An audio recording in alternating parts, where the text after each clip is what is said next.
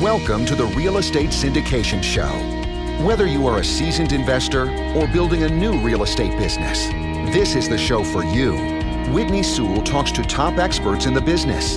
Our goal is to help you master real estate syndication. And now your host, Whitney Sewell. This is your daily real estate syndication show. I'm your host, Whitney Sewell. Today our guest is Rahul Patel. Thanks for being on the show again, Rahul. Thanks for having me, man. I appreciate it. I'm glad you invited me back. Oh, I'm glad to have you back. Rahul was on show WS 217. I would encourage you to go back and listen to that and learn more about his background and his specialty. But a little about him. He's an attorney, licensed MBA agent, real estate developer, professor, speaker, and serial entrepreneur. I was able to see him speak at a big event where I was at. I was very impressed at his knowledge and his ability to deliver content and where everybody in that room could understand that there was many hundreds of people there. But Rahul, if you want to give the listeners a little more about your background, yourself, that would be great. But then let's dive into this, this big topic of formation of entities and what we need to know about those as a deal sponsor or syndicator. Sure. Well, I appreciate the introduction as always, and a pleasure to be on your show. So actually, we've had few people already reach out to me after the last show. So it feels good to know that people have been able to learn something from it and be able to have that opportunity. But much like many other people, I grew up around real estate. My family was in the small independent business owners, and they hustled and they had to find lines of credit and had to find banks, had to find friends and family to give them money. And they were, what I would say successful in the real estate industry. So a lot of that absorbed in kind of the pre-iPad eras where you just followed your parents around and learned a lot. And now we've been able to transfer a lot of that knowledge for our clients in the legal space. So I appreciate the opportunity to be on the show again.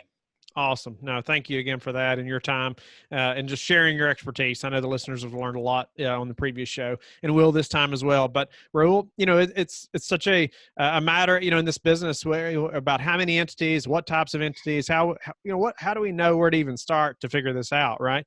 So I guess get us started with with this topic of the formation of entities and what to do and maybe let's go back to when we're just getting our business going to to actually doing this deal. Sure. So kind of take a step back. It tends to be the chicken and the egg conversation for many folks, right? They have an idea or they have a project that they're looking to go forward, or what kind of project they might be looking for. They've started talking to some friends and family, or they've started talking to some people that might be potential investors, coworkers. So they've got that and they've kind of looked at some deals, and now it's a question of where to start. And so a lot of folks, they start by, first on maybe, making a name of a company. What's our company going to be called? But more importantly, what kind of entity structure we're going to be in. Folks, do we get the money first, or do we find a deal first? Do we create an entity first and then go figure it out? And that's kind of the challenge that I think a lot of folks have. But, when kind of breaking down into an entity, let's put it this way, you're going to have some sort of corporate structure, period. So if you're going to do a deal at some point before you close, you're going to have a corporate structure. The two most common corporate structures we see in real estate syndication deals and a multifamily primarily are an LLC structure or a limited partnership structure. Those are two separate types of structures and models. Both of them are very widely respected, widely used, and there are pros and cons to each one. It just kind of depends on what you're going towards. But those are your two biggest kind of drivers, a limited liability company or a limited partnership. Okay, limited liability company, a limited partnership. Let's dive into how would we know which one we need to use? What are some things we need to be thinking about? Well, so that's kind of the thing that gets a little bit, I would say, not tricky in a bad way, but tricky in a good way, right? It really depends on what kind of deal you're doing. So I'll kind of spend a little bit of time kind of breaking down those two for a lot of folks that don't know. So a limited liability company is what I would say one of the most simple forms of an organization that you can set up. There are two types of ways that limited liability companies are set up. They can either be member managed or manager managed. And what I mean by the two, member managed means the members of the LLC. Let's say you and I were two partners and we were going to go do a real estate project. We didn't need any other partners. We didn't need any other equity. It was just you and I. We were 50-50. Well, we could be member managed in the sense that in order to make major decisions or do certain things, we would need the members to buy in. Whitney would have to sign off and Rahul would have to sign off. And there are lots of nuances to that we could figure out and say, okay, well, half of these things, because Rahul is the main, kind of boots on the ground, he can kind of do these deals without having to come back and ask me, whether it's doing a repair for $500, right? Or hiring a property manager. There might be certain things that each of us can be responsible for, but that's essentially the members of the company are making the predominant day-to-day and business type decisions, the members themselves. Now, another way to split up an LLC is to have it manager managed. So you have somebody who may not have put in the requisite amount of capital or may not be an actual member in that sense, but their manager drives many of the decisions. For example, say I'm 80% of the deal or 90% of the capital, and Whitney, you're getting started and you're putting some money in, and you come up with the rest. We can make you a member at 20%. I'm a member at 80%, but we also make you the manager of the entity. Okay, so you've got a set of responsibilities and duties as the manager, but you're not the owner of the company as the manager. We could have a third person separate aside who put no money in, be the manager of our entity, right? Essentially, like, put it as this way, in simple terms, kind of like a CEO of the LLC, right? They're there to make decisions, do things, hopefully make some profit, and maybe get some waterfall provisions for them, but they're the day-to-day driver of the decisions. So those are your two types of LLCs. Now, the question is, which one's right, which is wrong? There's no right and there's no wrong to that. A lot of factors come into play. What type of equity pool you're using, what your bank requires when you go get debt, what your investors want too. Many times your investors who have a lot of capital will say, look, we want you to be a manager, but we want to make, or a member, we want to be able to make the decisions. We want to make sure that things that come down to impact our business come back to us to make the decisions, if that makes sense, right? So there's no right or wrong, but those are two most common LLC structures that you see today. And you have to elect one, either be a member managed or manager managed. Okay, so let's. I want to back up a little bit. When someone is getting into the syndication business, they start an entity that normally an LLC, it seems, and so. Yeah. But that's before they've probably ever done a large apartment deal. Maybe they've had small multifamilies and that type of thing. But how is that? I guess we need to understand this is probably going to change, or we're going to have other entities. And, what does that look like, though, going into that first deal? And should we still have that first LLC, or is that even connected at all? So if you've done a deal, then you probably have set up an LLC. Typically, the small deal, it's the easiest format. It's very easy for you to kind of set that up and get moving. But as far as, how to set that up or which one to set up, you really kind of have to decide first what type of deals you're looking at. And that can drive many times your decision. Now, it doesn't mean by the size of the deal.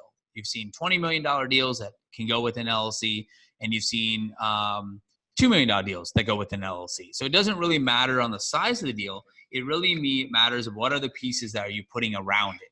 And most instances, the primary driving factor is going to be your lender, right? What does your lender require you to do? The good thing, though, is let's say you've set up an LLC and you've spent the $300 or whatever it is to set up the entity, and you go, man, now what do I do?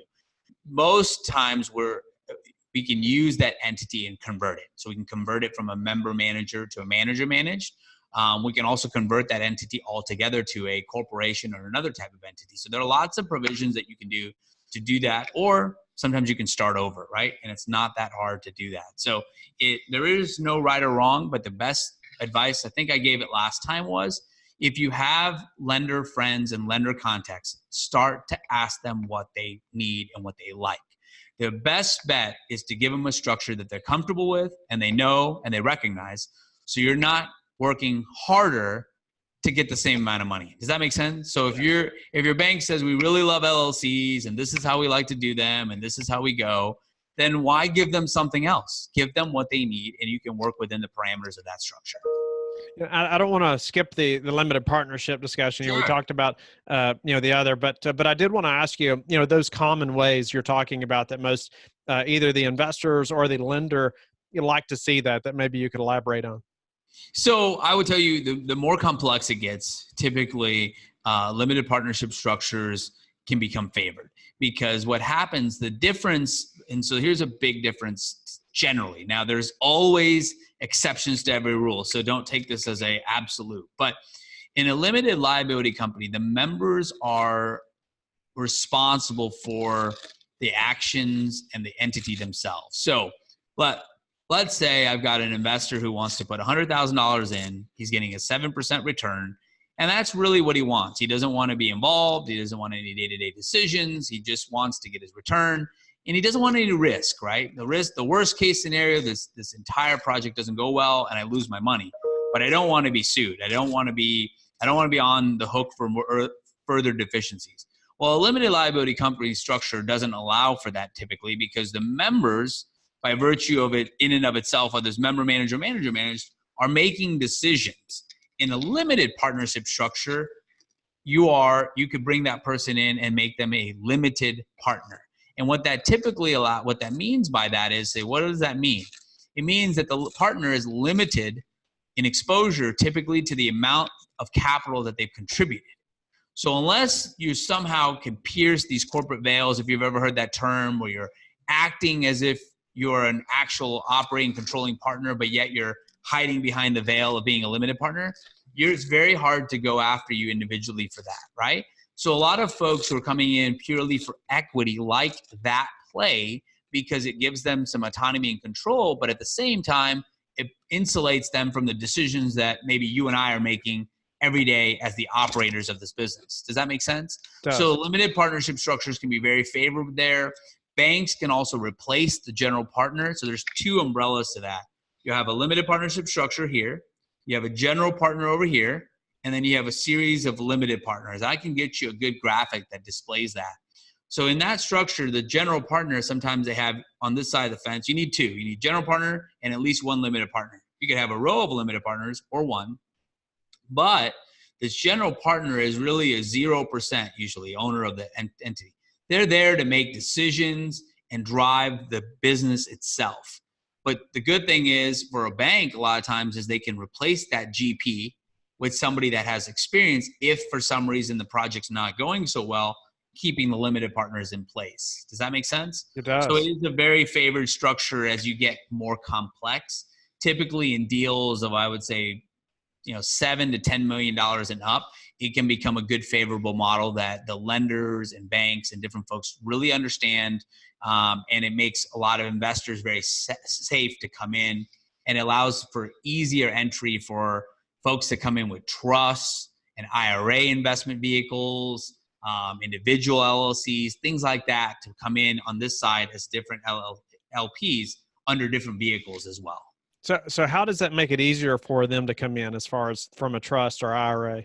Typically what happens is in an LLC, what happens is you got to go back to the members for everything, signatures on anything. If there's a bank, you got to go back to them for everything, for every lending. They might have to be on the hook for the debt as well. In an LP structure, what happens is typically a lot of institutional lenders, for example, if you're an LP, a limited partner that's under 10%, they won't need anything from them. They'll just need to know who they are, but they won't need to get their sign off. They won't need to get their credit check. They won't need, again, I use the asterisks typically, right? But what happens, because then you go, and a lot of times what they'll do is they'll say, oh, well, I'll make all my investors 9%. And that way nobody has to do anything. Well, that, if you have 10 of those, that could be a challenge. But what that allows for you to do is, as a general partner over here, they get to make all these decisions, sign off on everything. The credit can be run on them. It can be operated on them. But you have these limited partners over here. So that's why it becomes easier, because in an IRA, you might have 5 signature blocks, the trustee, the beneficiary. So on the LLC structure, you're going to have to go back every single time to get their signatures, and you open them up to know who they are. And banks, then it gets a little complicated, if that makes sense. That's why in the LP structure, you can come in with different investment vehicles, and it becomes very, very understood by the industry. Nice. Okay, so limited partnership. Any other pros and cons of the limited partnership that we should elaborate on? Pros and cons for both of them. So let's talk a little bit about some cons. A limited partnership structure can cost more to set up, because you've got to set up a limited partnership, and you also have to set up a general partner, which is typically an entity. So now you got formation of 2 different entities, right? A limited partnership, for an example, in Texas, it's $700+ for the limited partnership, $300+ for the LLC. So already $1,000 versus just $300. On top of that, you need an operating agreement for the limited partnership that controls how this runs. And then you also need a partnership agreement or operating agreement for the LLC, right? How that runs. So you do have additional costs in terms of setting up a limited partnership structure versus setting up an LLC, right? It also requires you to have a strong general partner to understand how that deal is going, right? So there are some pros and cons versus the two and how to set them up typically. Yeah, could you just go through that? I know it's hard, if Yeah. someone's not watching this on YouTube, probably, but Yeah. if they're just listening. But maybe go through that structure there. I know you said the limited partnership, and then an LLC over here. That's the operators. But I guess go through that flow just a little bit to help us understand. On the LLC side or on the LP side? Yeah, the LP side. So on the LP side, if you're not following along or not able to watch, let's kind of imagine we've got a piece of paper, and at the very top of that paper, we draw a box that says limited partnership. And there are two arrows that are going to be stemmed south of that, one going to the left, one going to the right. Imagine the left arrow saying general partner and the right saying limited partner or limited partners. Now on the right is your general partner. You usually create one entity that's the general partner. And what that does is that company or that LLC sole purpose is to make and run the actual business itself, whatever it is that the LP, the limited partnership, owns. So in this case, a multifamily. The general partner makes decisions on where we should get the financing, whether we should do a capital improvement project, whether we should change leasing rates, whether we should do all these things. So they're basically making the predominant body of decisions. And what you do is you create a standalone entity that owns nothing. It's called SPE. You ever hear SPE, single purpose entities, and banks require SPEs? What they're saying is we don't want this entity to be doing a whole bunch of other things. We want it to do one thing, run this business that it owns, okay? And we don't want exposure, because if they're doing 5 other things, something happens over there, guess what it does? It opens us up to liability here. So we let that entity do the decision-making from there. Now, the reason why you don't put a person there individually, but you put an entity there, is it allows for you to shield some exposure possibly if you made a mistake, right? That's why you still get the protections of an LLC for your general partner. Now, the other side of that, those two arrows I talked about, was the LPs. On the LPs, whether it's 1 or 10, doesn't matter.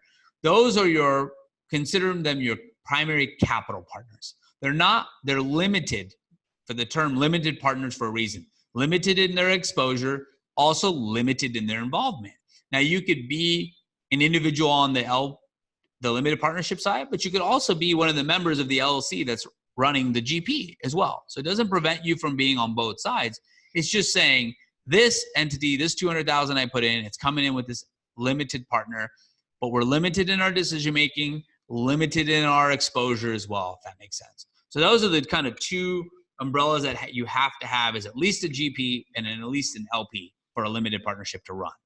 Well, that makes sense. If I'm the operator, but I'm also investing passively in the deal, I'm going to be on both sides. You get to be on both sides, right? And you could have so you could be in the general partner under operating general partner, LLC, right? Let's just say WS Investments LLC, and you and I are the two members of that one.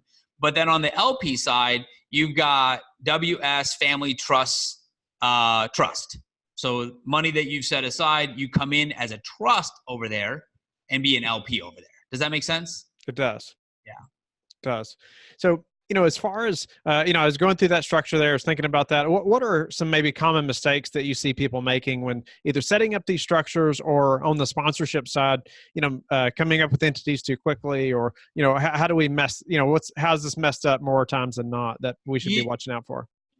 Typically how they're messed up is sometimes you put all these vehicles in place and then you lose the protection. So in the general partner side, don't make yourself an individually over there as a general partner. Or the same thing possibly as a limited partner. Don't make yourself an individual on the limited partnership side too, because you've just kind of taken away the protections that you tried to put in there. The other side of, when you form them, it's typically what I would suggest is you kind of lay out your general structure of how you plan on doing this with your partners and your investors and with your bank. Now, as you get closer to it, as you involve your legal team and then you figure out what deal you're going towards, that's when you can determine whether the LLC needs to be a member managed or manager managed. And quite frankly, nobody may care. Your investor may not care. Your debt structure may not care. So at that point, you kind of make a decision that's best for you. Sometimes they may care, right? But at this point, I would say lay out the general structure, and then you can always pick. If you've already picked, let your legal team know what you've picked. The biggest challenge is people hold on those documents and don't let them know. Come as you get driving down the forum, you say, well, we've set all of this up as a manager-managed LLC, and now everything needs to be converted to a member-managed or vice versa. Now you create a lot more work. You create a lot of confusion at the last minute. So what I always say is whatever you're going to do, lay it out there. Because at the early onset, if you're getting advice to change it, you can change it. And again, one of the biggest things people always say, well, my other attorney told me this. They're not wrong. They're not. That's just could be their preference of how you organize it and how you set it up. So there's really is no right or absolute wrong way. Now, there are some wrong ways. Don't buy a multifamily project in your own individual name and say, I'm going to do it under, Rahul Patel. Don't do that, right? That I would tell you is probably a wrong way to do it, right? But sure. In essence, whether you pick a manager-managed, member-managed, a limited partnership, you really aren't making a wrong decision. It just may not be the most effective or it may not be the most protective measure. But at the end of the day, there is no really right or wrong. Are there any specific things, though, that protect, say, the LPs the most? Yeah, I think the best part about a limited partnership structure is if you have LPs that are under 10%, most banks don't really care who they are. They just know that they're LPs for a reason. They can't come in and hijack the company. They can't do a lot of things unless you've been doing fraud, willful misconduct, things like that. They can't really just come in and take over. So they don't really care who they are, like in a or on an LLC. They need to know who every member is because every member has a say, right? They have an ability to run the decisions of the company versus in an LTD or limited partnership structure, the LPs are limited. So they don't care as much. So you can get over some hurdles of, well, my investor has XYZ, or they've got this on their record, or they don't really, they don't want to sign on a bank loan for whatever reason, or, whatever those things are, right? They don't want to take a lot of risk. A lot of folks who are looking for good passive income, they want to get a good return, but they don't want to take any additional risk, right? It's like a stock. If you buy a stock and it tanks, you don't ever get your money back. But there's upside, but there's no additional downside. You don't get a call from Apple and say, hey, our stock slid. You owe me an extra $50 to keep your shares, right? If not, you're on the hook. So there are some things that limited partners really like in that structure. But again, it depends on what kind of investor you're going for, right? Some investor might say, no. Like, I want as much involvement in this as possible. And in that structure, you might want to bring them from an LP and also add them to your GP structure, right? Because maybe they're bringing in a lot of capital, a significant amount of capital. So even around that, there's a solution. Doesn't mean you have to switch to an LLC. It just means, okay, let's make you a part of my general partner. How does that look? Does that make sense? It does. It does. And a lot of times the general partner, that's where the fees and the upside and the things are sitting, because you're saying, look, I'm going to run this show. I'm getting all the money from all of you guys here on the right-hand side over here. But if this thing cranks and makes money and I'm able to sell it or I'm able to refinance it, that's where my general partner gets to earn my money, right? So we brought all this to the table. So that's where a lot of those fees and those earnings can sit, even if you didn't necessarily bring in capital for that. Does that make sense? It does. That's why it's a good structure for a lot of folks who are raising capital but may not necessarily have their own capital to invest in. So, I want to dive into under that general partnership side a little bit. Of course, we have the LP, then we have another entity under that, the operators are in.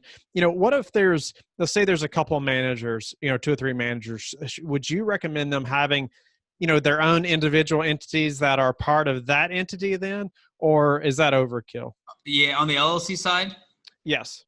People do it. People do it all the time, and it's not that it's overkill. But it can become challenging then for a lot of reasons, right? So as long as you've got your LLC structure and you're a member, the exposure is already there as a member or manager, right? So I'm not saying that people don't do it. People don't put entities within entities. It's just a matter of sometimes preference of how it's coming in. Yeah, and we do it all the time, and I've done it myself. So it's not like, hey, I'm giving you shouldn't, but sometimes it could be overkill. Okay. Well, unfortunately, we were running low on time. No worries. Anything else you want to leave us with before we have to go? You know what I would say is, I was giving somebody some advice the other day, actually, that called me from the last podcast we did. And I said, look, at some point, it's, you can only think things through so many times.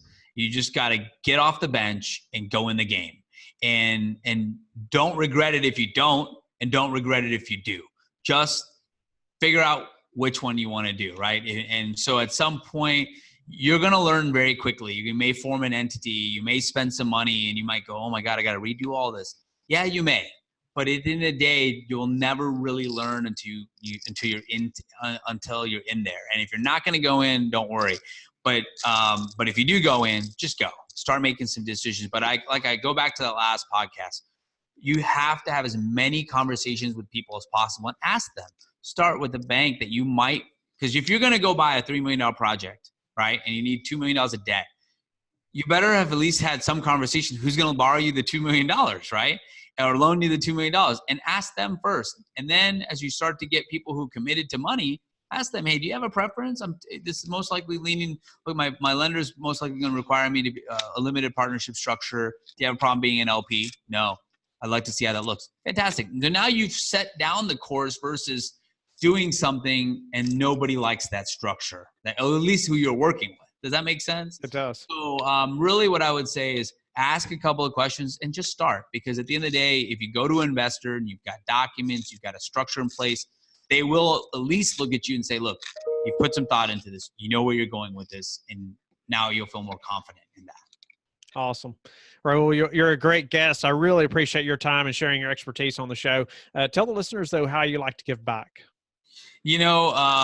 Just like this, giving you an opportunity to kind of educate. I never bother people to say, hey, you have to call us, you have to do this. But if it can help one person make a good decision, start a business, follow their dreams, I think that's the biggest to be able to give back as possible. A lot of folks didn't really grow up around the business community or business world. And so this is completely foreign to them, right? And so the opportunity to really be able to educate somebody. And sometimes you have to be the biggest believer in yourself.